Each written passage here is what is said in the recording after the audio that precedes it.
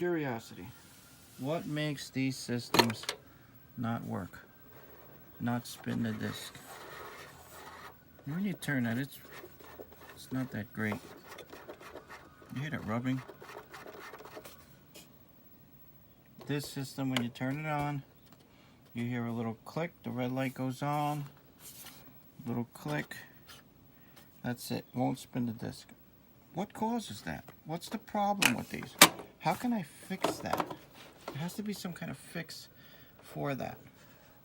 Now with the other model, the square model, what I do is when it doesn't read discs, the tray will come out real slow or drag. I change the belt inside, and since that tray will operate the lens to come up, when your tray is dragging, that lens isn't coming all the way up, and it's not going to read the game. Just like a PS2, just like an Xbox, works the same way. I just changed the belt, and seems to fix it every time.